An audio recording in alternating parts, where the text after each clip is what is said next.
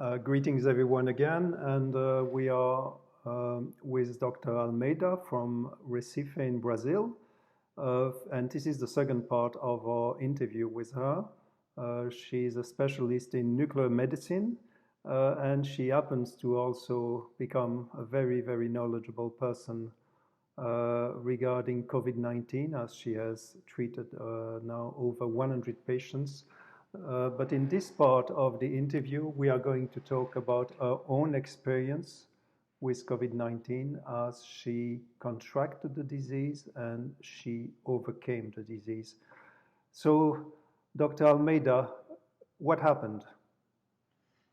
Yeah, what happened to me is very difficult thing to explain because I was working in the hospital, like I said, I am a nuclear medicine specialist.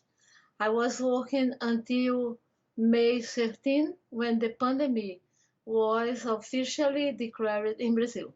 I stayed 1 week more in the hospital to prepare the nuclear medicine department that's very big. We have many patients, many equipment to attend the patients during the pandemic. We had all the protocols about that. And I came back home at March 20th. And I live with a son, a granddaughter, and my daughter-in-law because part of the year I live in Portugal. And next Sunday, it was Friday, 2 days later, she had fever for 2 days and a diarrhea and a very difficult disease. She was very, very asthenic. She's very young, very sportive. She's a student of medicine. And I asked the infectologist in Brazil, uh, probably she has COVID. And he said, probably not. Okay, so she was not treated. 3 days after that, I started to feel bad. But what I had was something that you don't imagine. It was a very hypertension crisis. Suddenly, in something like 20 minutes, my blood pressure was 22 by, for I don't know, 12, something like that. I had the sensation of the feeling of death, of imminence of death. Tachycardia, I was more than 100 in my beats for minute. I was with a low brain depth. I was almost fainting. I was feeling very, very bad. It was the worst experience in my life. It was very, very bad. I thought I was going to die. When I recovered with some anti-hypertension drugs that I had at home, I went to the hospital and I was okay because it was something like 20 minutes of crisis. And they said, no, it must be something of anxiety, it's nervous. So you have to come back home. But I saw my blood count and I had a low lymphocyte. I mean 15%. So I said, must be COVID. I talked to my doctor. They said, no, it's not. You don't have the symptoms because I did not have dyspnea. I did not have the lack of smell. I did not have the lack of taste. I had only the cardiac crisis. And so they were trying to find a lot of things. And finally, I had some uh, kind of a bacteria and like Shigella. They said it is Shigella, and they treated me like that. I was insisting that was COVID. They said no. And at that time, I did not know enough because it was the end of March. So I was feeling very bad. I had 6 cries like that I thought I was going to die.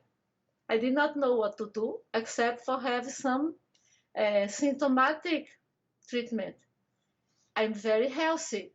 I don't have any problem because I think if I had, maybe I was dead at that time. And what happened more, I think the last one was the end of April and was very strong too. And so I feel better. I was working a lot, like we were working for that group to treat COVID like 10 hours, 12 hours a day. So it was a lot of stress. Oh, not stress in a bad way, a good stress. And we were working a lot with patients, with protocols, with learning and reading. And so I was never feeling completely well, but it was okay. And so May was a good month for me, but sometimes I was not feeling so good. So when it was June, uh, we had a lockdown in my city. And this kind of being sick during a isolation or lockdown is very, very bad for a person. I'm a doctor. I could deal with my problem. If I was not a doctor, you cannot go to the hospital. All the hospitals are COVID hospitals. You don't go because if you go, you are afraid of being contaminated. If you don't go, you have to stay at home and you don't have a doctor to see you or to see how you feel or to do things. But I did because I'm a doctor. But I think of people who don't have the same condition as I have and how, people who cannot understand what is happening. And I know how many people died because of that. So all my tests were negative because I had the gastrointestinal kind of disease. Sometimes only in the stools you can have the test positive, and we don't do that. So I had 3 swab tests, but the first one I had was in day, the third day, and always is negative, but I did not know that. And the doctor did not know too. So they said, if your test is negative, you don't have COVID. And now I know that we don't believe in tests, we believe in symptoms. But I did not know at that time. In June, because of the end of lockdown, and my granddaughter want to go out and do things. She's helping me treating patients because she is finishing the medical course, so she's my helper number one.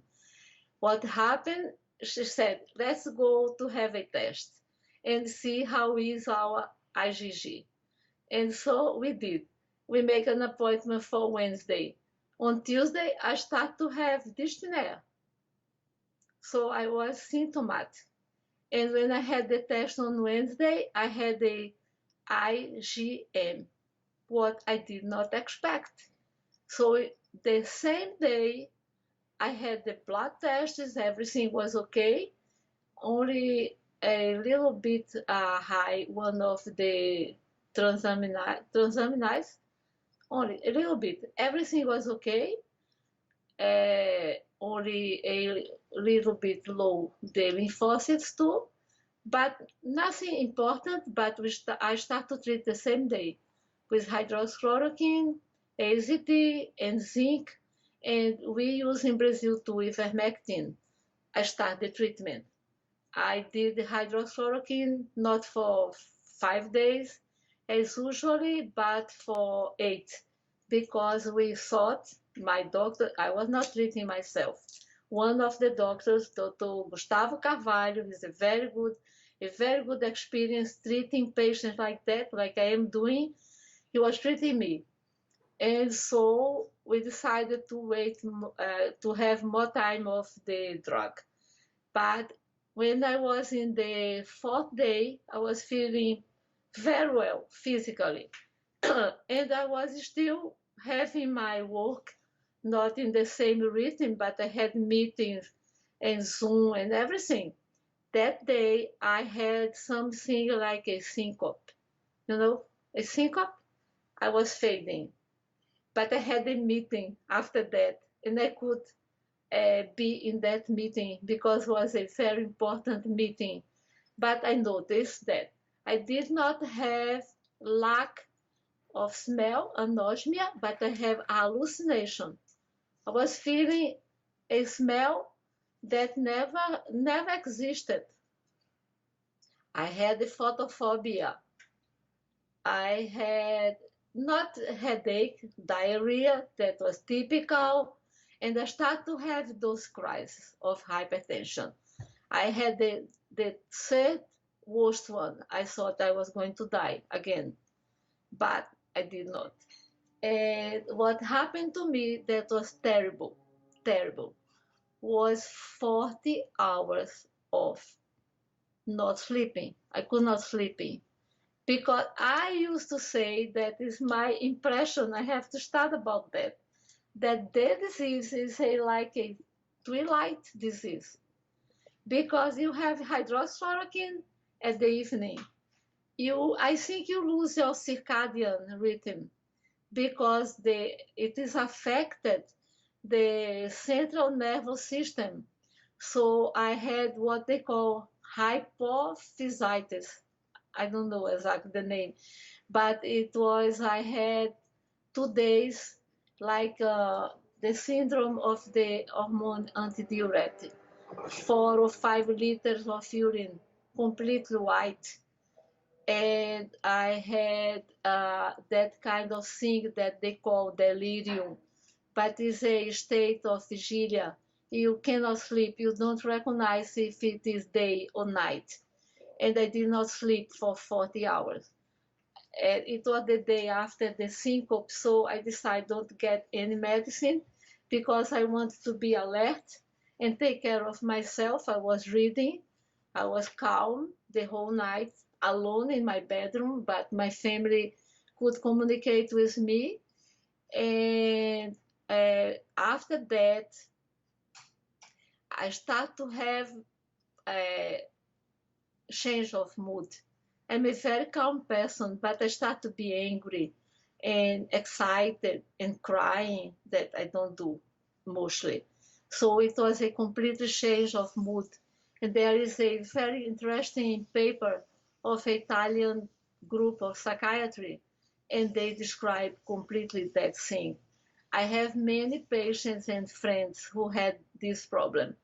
And after that crisis, that is the delirium, the vigilia, they get things like depression, like lack of sleeping. They cannot sleep like I cannot sleep, only if I take a pill. And also something that suicide ideas, things that are very bad, and we don't know.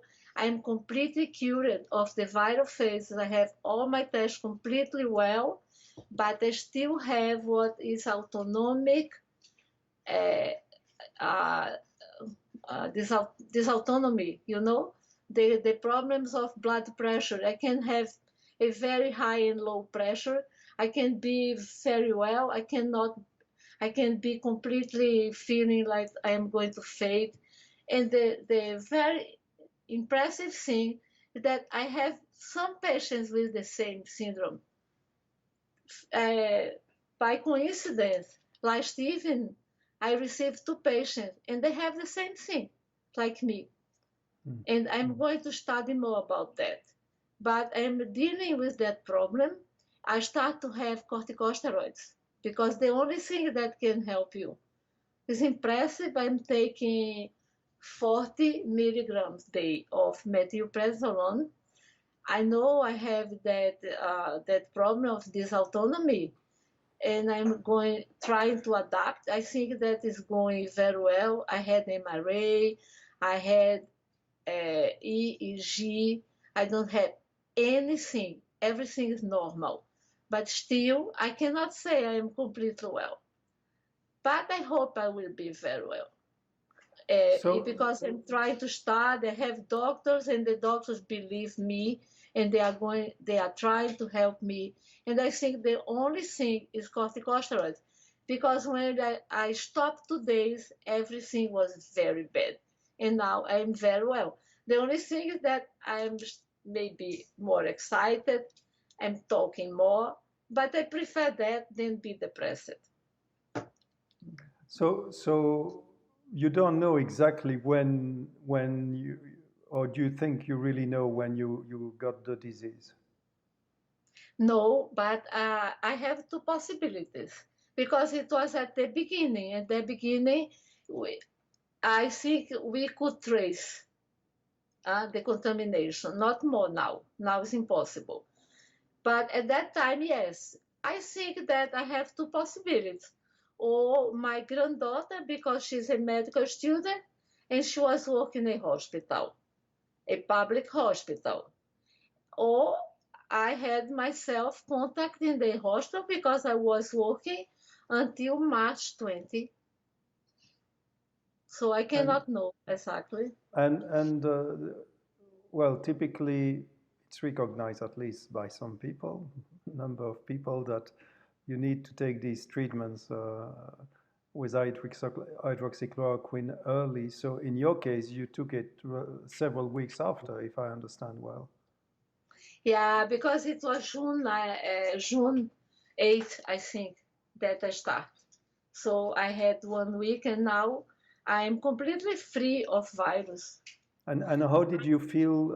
What was the process when you were receiving the treatment? What was the? Did you feel anything? No, I feel everything because of COVID. I did not have an ECG. I should have because I'm 77 years old. So I can be considered a group of risk. I'm not obese. Obese is worse. But and I don't have anything like diabetes or anything that could make me be in a higher risk.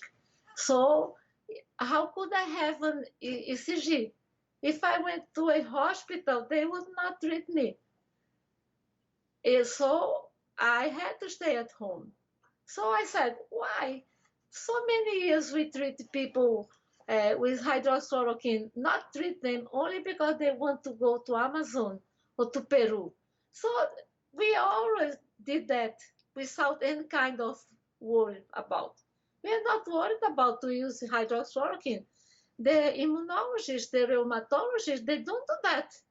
And they are using hydroxychloroquine for long periods. Why I should have an ECG? So So you nothing were not happened to me. you were not afraid. No, I am afraid of don't treat the disease. And how do No, I'm not you? afraid of hydroxychloroquine. I don't understand how people are afraid of hydroxychloroquine. Now, I used to say, some doctors call me and say, oh, I don't want to use the protocol of hydroxychloroquine of India. Wow, you want to die? The doctors are dying. Why? They should not die if they were treating themselves in a prophylactic way, like in India. They did not have deaths of doctors or paramedical people or drivers, firemen, and police because they are treating themselves to avoid the disease. Why they are afraid of that? Some people ask me, I said, where did you start about hydroxychloroquine? And they say, I'm a doctor. Yeah, I think that you forgot everything that you started in your life, and now you only know things from the TV is our main, uh, I don't know, the man who presents the news. Or you know by William Bonner, or you know by the former minister Mandetta. Because why to be afraid of hydroxychloroquine? I don't understand that. It's only 5 days. What I don't understand is how they use wrong doses, like in the 4 studies that we know, that were completely, I cannot, I cannot say anything about So because you cannot. what about ivermectin? Sorry to interrupt you there, but how do you understand the role of ivermectin in this process? Yeah, ivermectin is being studied now. In Brazil, we have a very big experience. When we were preparing our protocol, we had a man, a very good virologist, working with us. and he doesn't like to use the hydroxychloroquine in the first 5 days. What he does, he uses ivermectin with AZT and zinc. And but what he does that is very important. At the 50th day, he asks for all the blood tests to know about the inflammation things. And so if the the patient is not going well, he starts hydroxychloroquine after the day 5. But mostly we are adding, and we are using Brazil as a prophylactic thing, ivermectin. What I don't like is the kind of ignorance when you don't know. You can use ivermectin only one day and don't repeat more. So this is dangerous because those people can be sick, and when they are sick, they go to a very bad phases because they were not really treated well. So I don't think that treatments can be made without a lot of knowledge. You have to know when you do, how is the right doses. You have to take care of your patients. You cannot say, take this and forget them. And you cannot take the medicine by yourself without knowing what is happening very much too. So in your case, you took ivermectin the first day of the treatment? So the first day of the treatment, what we do is we call ivermectin. I call ivermectin. The protocol of treatment that we use is 6 milligram for 30 kilos. So until 80 kilos, 2 pills during 3 days. And more than 80 kilos, two pills, less than 80 kilos, 3 pills if you have more than 80 kilos. If it's for prophylactic use, we do this scheduling, but you repeat one day every 2 weeks. Okay. And so that goes with zinc? Yes, we zinc. We use zinc, we use for treatment 100 milligrams twice a day. And for prophylaxis, 50 milligrams for a long time. Like vitamin D, we use for treatment too, but we keep using like the Endocrinological Society recommends in Brazil, that is around 14,000 to 21,000 every week of vitamin D. And during the treatment, if we don't know the level of vitamin D of the patient, we always ask the blood test. We do like 28,000 international units per week, the first Okay. 2 weeks, and also vitamin C. So And you went now, your... lot of things, lot of new things that we don't know because it's so much information that I have to have days and days to study. One is simvastatin that can help you with that thing I have, this autonomy. I don't know. I'm going to read more.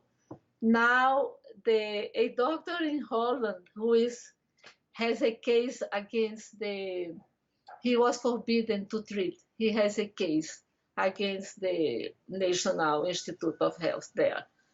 And he asked me about propolis. Propolis is something that we use in Brazil. Propolis, they say that can be very helpful. So many things. Melatonin can be helpful.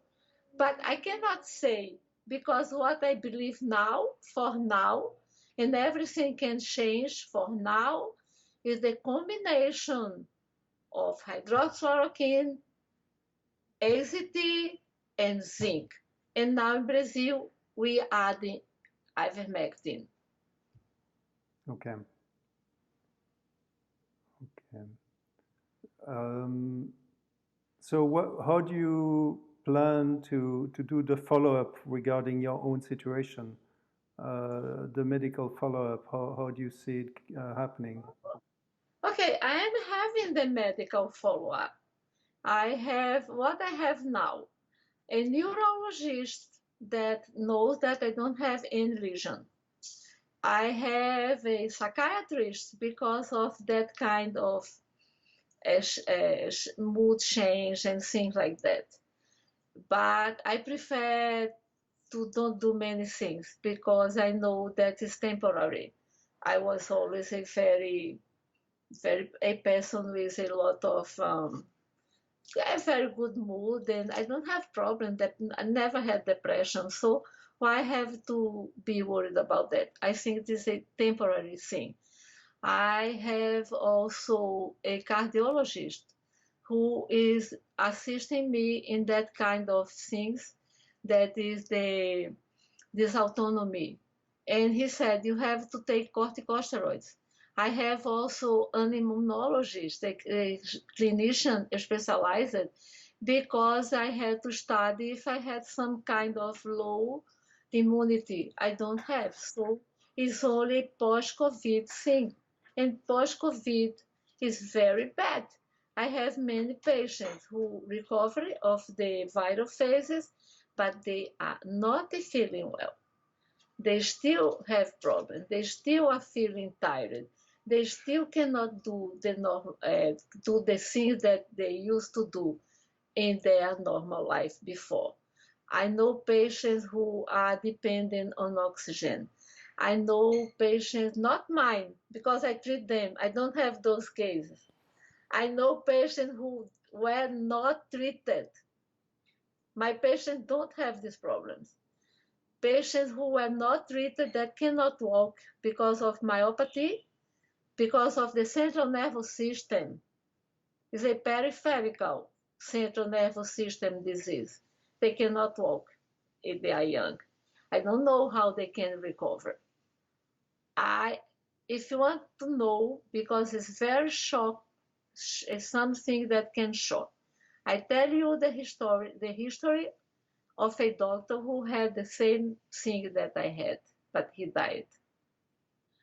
That doctor was a very nice doctor, my friend, 80 years old, very healthy and working. He was diagnosed with COVID viral phases. The doctor did not treat and said, come to the hospital. He went to the hospital. He was in a room in the COVID place of the hospital during 2 days without visits. Even the family, they were forbidden to visit him. He was talking to the family by phone, asking a visit, asking a cardiologist because he started to have the same thing as I had, the cardiac crisis, the hypertension crisis.